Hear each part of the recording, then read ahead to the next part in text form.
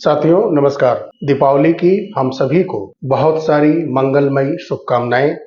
ईश्वर की कृपा संसार के प्रत्येक प्राणियों पर बरसती रहे। सभी मनुष्य के परिवार में ईश्वर ऐसी स्थिति पैदा करे जहां धन की कमी न हो, शिक्षा की कमी न हो, रोग मुक्त परिवार बने।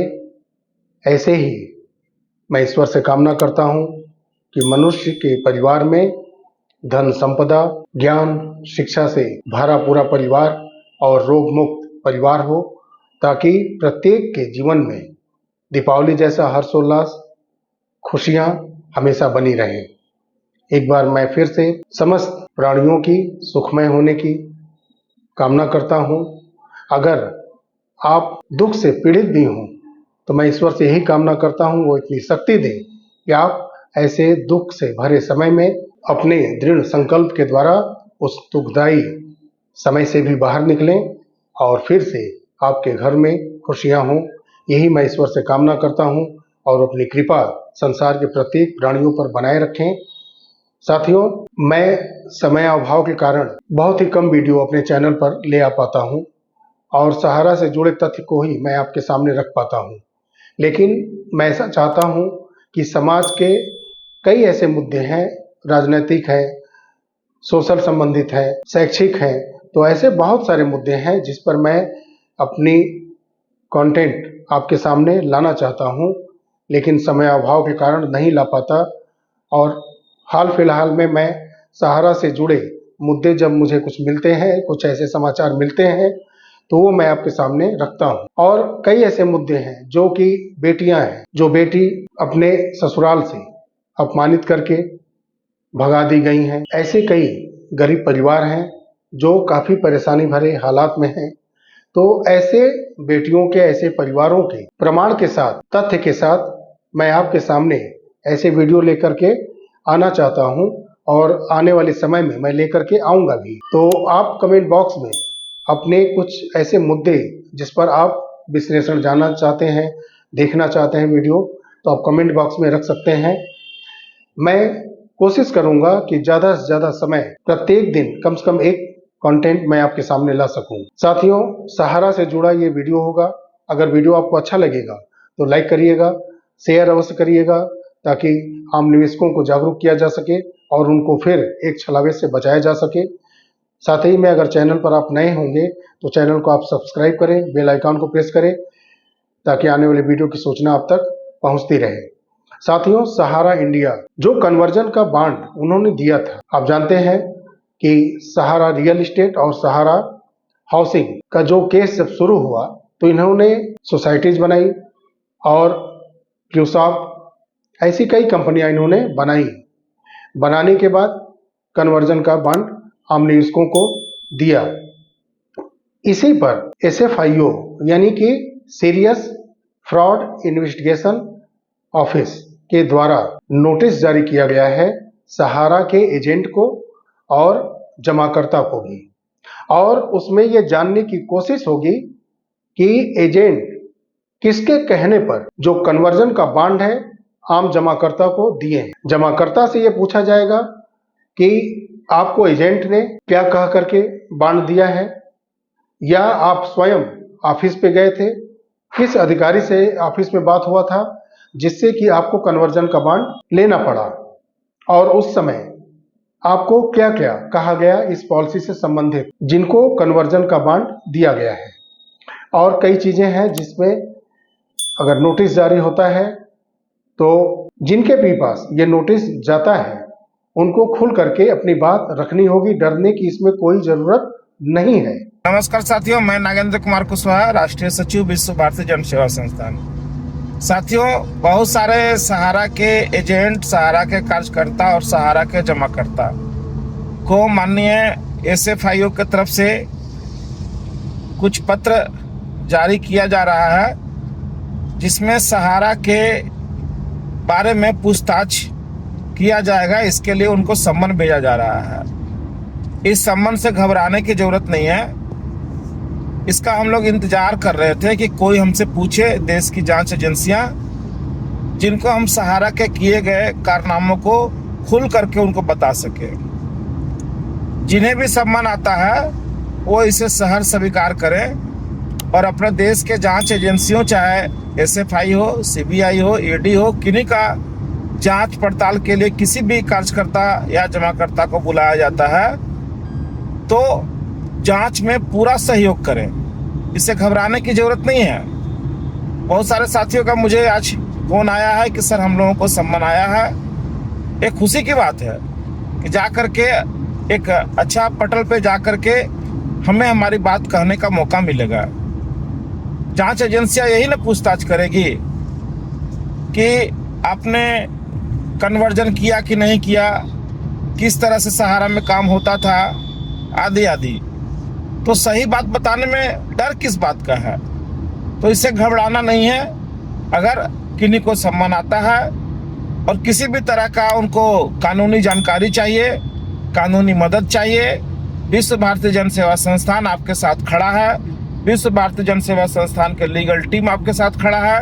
हम लोग आपको पूरी तरह से हर चीज मुहैया कराएंगे विथ एविडेंस के साथ में। आप उसे लें और जा करके अपनी जांच एजेंसियों को पूरा जांच में सहयोग करें ताकि दूध का दूध, पानी का पानी हो सके और जिसने स्कैम किया, जिसने फ्रॉड किया, वो जनता के सामने आ सके, जांच एजेंसियों के सामने आ सके और देश के लोगों को जो ठगे गए हैं उनको उचित न्याय मिल सके। और मैं समझता हूं कि एसएफआईओ जो कर रहा है वो बिल्कुल सही है, क्योंकि जो कन्वर्जन का खेल है, ये जो सहारा के तरफ से खेला गया, तो सहारा इंडिया के लोग उस पर अब भी पर्दा डाले हुए हैं। वो खुल करके अब भी नहीं बोल रहे हैं लीगल रूप से अपने सोशल हैंडल से कि ये कन्वर्जन का जो बांड है, सोसाइटीज के पॉलिसी में, क्यूसॉप के पॉलिसी में, सहारा के तमाम कंपनियां बना करके उन पॉलिसी में जो दिया गया, ये कन्वर्जन का खेल गलत तरीके से खेला गया, जिसके वजह से कई करोड़ निवेशक इसके शिकार हुए और फंसे और सहारा इंडिया की तरफ से चले गए। इस पर सभी लोग अभी तक पर्दा डाले हैं। तो एसएफआईओ अगर इसका जांच करता है तो ये एक ऑथेंटिकेटिक साक्ष्य होगा और इसको कोर्ट के सामने अगर एजेंसियां ले जाती हैं, सरकार के सामने ले जाती हैं, तो ये बिल्कुल खुल करके बेपर्दा होगा जो कन्वर्जन का बांड आम निवेशकों को दिया गया था, क्योंकि अभी तक इस पर पर्दा डाले रखा गया है। तो आप अगर इस नोटिस के जवाब में जाते हैं बोलने ऐसे विभाग के पास, तो अपनी बातें स्पष्ट रूप से, चाहे वो एजेंट हो या जमाकर्ता हो, खुल करके रखें। किनके द्वारा कहा गया ये खुल करके बताएं, क्योंकि ये जब लीगल रूप से साक्ष्य जब तक सामने नहीं आएंगे तब तक इस पर कार्रवाई नहीं होगी, क्योंकि जो तमाम केस चल रहे हैं वो पुराने हैं, रियल एस्टेट और हाउसिंग से और कंटेम्प्ट ऑफ कोर्ट से जुड़े हुए सब केस हैं। कन्वर्जन का जो खेल है इसको भुगतान के स्वरूप में दिखा दिया गया है माननीय कोर्ट के अंदर। तो ऐसी चीज़ों को उजागर करने के लिए जो एजेंसियां सामने आ रही हैं और आपसे पूछताछ करने जा रही हैं, चाहे एजेंट से चाहे जमाकर्ता से, आप खुल के अपनी बात रखें और सही सत्य तथ्य सामने रखेंगे। पिनाक पानी मोहंती केस, जिसमें सरकार ने अक्टूबर माह में ही एक स्टे एप्लीकेशन दिया था, जिसमें कंज्यूमर कोर्ट, डिस्ट्रिक्ट कोर्ट और हाई कोर्ट के सहारा से जुड़े जितने भी केस हैं उसको यथास्थिति रोका जाए। एक स्टे एप्लीकेशन आईए फाइल किया था। उसके बाद एक और आईए उन्होंने फाइल किया है, जिसमें जो सीआरसीएस से जुड़े मुद्दे हैं, भुगतान से संबंधित जो बातें हैं, इसको रखना था माननीय कोर्ट के अंदर कि 5,000 करोड़ रुपए का भुगतान किस कारण से अभी तक नहीं हो पाया, चाहे वो डेफिशिएंसी हो या जो भी लीगल मैटर हो, पेमेंट ना करने का आम निवेशकों को, उसके बारे में माननीय कोर्ट के सामने सीआरसीएस सिस्टम को जो चला रहे हैं, सरकार के हो चाहे वो सेंट्रल रजिस्ट्रार से जुड़े जो भी अधिकारी हैं, उनको जवाबदेही बनती है। तो वो इसके लिए एक एप्लीकेशन दायर किया गया है फिर से, एक्सटेंशन ऑफ डेट, यानी कि वो दिसंबर तक का समय तो लिए थे, अब उनको और समय चाहिए। इस सुनवाई को आगे बढ़ाना चाहते हैं और बीच में हो सकता है वो कुछ और पेमेंट करना चाह रहे हों या कोई ऐसा लीगल ऐसा तथ्य अपने पास वो इकट्ठा करना चाहते हों डेफिशिएंसी से संबंधित, ये तो सारे मुद्दे ही हैं। तो वो भी आईए फाइल कर चुके हैं सीआरसीएस के तरफ से माननीय कोर्ट के अंदर पिनाक पानी मोहंती केस। और जो पिनाक पानी मोहंती केस है वो 8 नवंबर को उस पर सुनवाई होनी है। हालांकि वो केस अभी लिस्टिंग नहीं है, त्यौहार के बाद, दीपावली की छुट्टियों के बाद हो सकता है कि वो लिस्टिंग हो जाए और सुनवाई हो 8 नवंबर को। हालांकि काफ़ी पहले से वो डेट पड़ा हुआ है, अभी वो टेंटेटिव है, तो वो लिस्टिंग जैसे ही होगा कंफर्म हो जाएगा कि 8 नवंबर को ही पूरी सुनवाई होगी।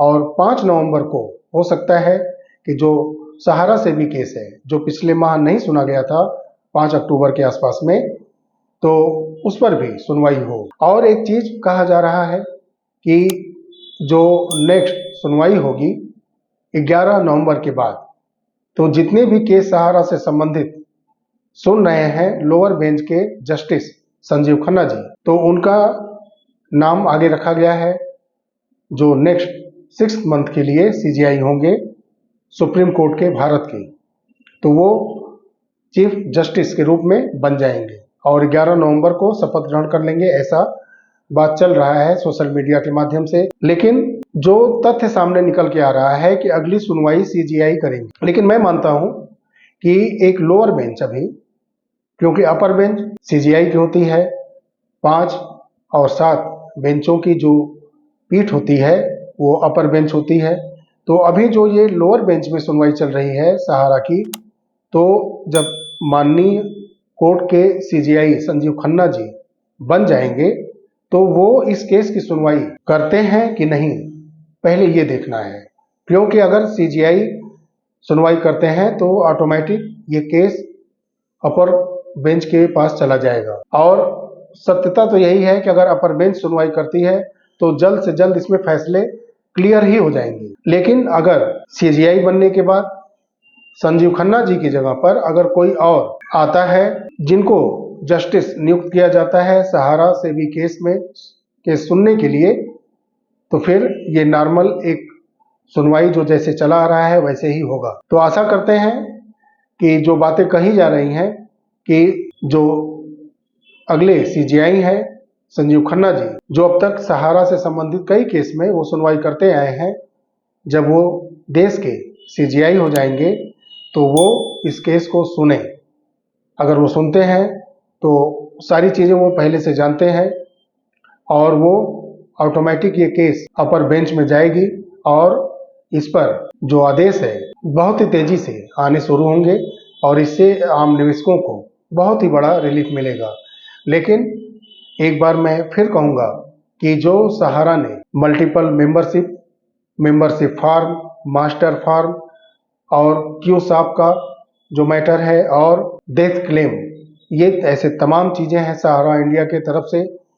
ऐसे चीज़ों पर ऑफिशियली कोई भी अपने सोशल हैंडल के माध्यम से या सोशल मीडिया के माध्यम से कहीं भी नहीं रखा जाना, ये चिंता का विषय है। सारे चीज़ों पर एक गुमनाम तरीके से दबा करके सारे तथ्य को वो क्या कर रहे हैं अंदर कुछ पता नहीं चल रहा है। लेकिन मैं मानता हूं कि वो सिर्फ और सिर्फ सहारा से भी contempt of court, Sahara housing और रियल एस्टेट से जो जुड़ा केस है वो उससे ही बाहर निकलना चाहते हैं। सहारा सोसाइटीज, क्यूसाप, डेथ क्लेम, सहारा का जो मल्टीपल मेंबरशिप है, क्यूसाप है, इन चीज़ों पर फोकस नहीं है सहारा का। वो अपने को उबारने में लगे हैं। निवेशक के इन तमाम मुद्दे को बिल्कुल बढ़िया तरीके से उनके ही लोगों के द्वारा परत दर परत पर्दे में रखा जा रहा है। हालांकि मैं भी सहारा के लिए, सहारा की तरफ से कुछ बातें मैंने रखा था, कुछ जो एक आईए फाइल हुआ था पहले, तो मुझे ऐसा लगा कि हो सकता है कि सहारा को प्रोटेक्शन देने के लिए, सहारा को नए बिजनेस मॉडल के रूप में रिलॉन्च करने के लिए सहारा के तरफ से सरकार आए आगे और अपने आईए में केस पर स्टे एप्लीकेशन लगा के सहारा को तेजी से रिलॉन्च करना चाहती हो। ऐसे ही भी तथ्य हमने रखे थे, लेकिन ये एक उम्मीद भरा तथ्य था और जो साक्ष्य हैं वो तो सिर्फ सहारा के लोग ही प्रस्तुत कर सकते हैं और वो इस पर पर्दा डाले हुए हैं। और आखिरी में वीडियो के मैं यही कहूँगा कि आप सभी लोग जो निवेशक हैं, जिनके पास बॉन्ड हैं, पासबुक हैं, रसीद हैं, ये सारी चीज़ें संभाल करके रखिएगा। किसी भी मेंबरशिप फार्म हो, शेयर फार्म हो, चाहे वो मास्टर फार्म हो, किसी भी प्रकार का प्रपोजल अगर सहारा की तरफ से उनके लोगों के द्वारा आपके पास आता है तो बिना ध्यान से पढ़े हुए कहीं भी आप ना अंगूठे का निशान देंगे ना साइन करेंगे, कन्वर्जन में बिल्कुल नहीं फंसेंगे, क्योंकि सहारा ऐसा करेगा जरूर, क्योंकि कई करोड़ निवेशक को कन्वर्जन का बांड दिया गया है। तो ये भुगतान हमको लग नहीं रहा है अभी कि ये हाल फिलहाल में ऐसी स्थिति है कि ये कर पाएंगे। तो आप ऐसे कन्वर्जन के खेल में नहीं फंसिएगा, ये मेरा आपसे अनुरोध है। साथियों, वीडियो अच्छा लगा हो तो लाइक करिएगा, शेयर अवश्य करिए, ताकि बहुत सारे लोग जो सहारा में निवेश किए हैं, फंसे हुए हैं, वो जागरूक हों, आने वाले समय में सहारा के षड्यंत्र में बिल्कुल न फंसे। वीडियो अच्छा लगा हो तो लाइक करिए, शेयर करिए, सब्सक्राइब करिए, बेल आइकन को प्रेस करिए, ताकि आने वाली वीडियो की सूचना आप तक पहुंचती रहे। मिलते हैं बहुत ही जल्द अगली वीडियो में, तब तक के लिए नमस्कार, जय हिंद, जय भारत, वंदे मातरम। एक बार फिर से दिवाली की बहुत बहुत मंगलमयी शुभकामनाएं।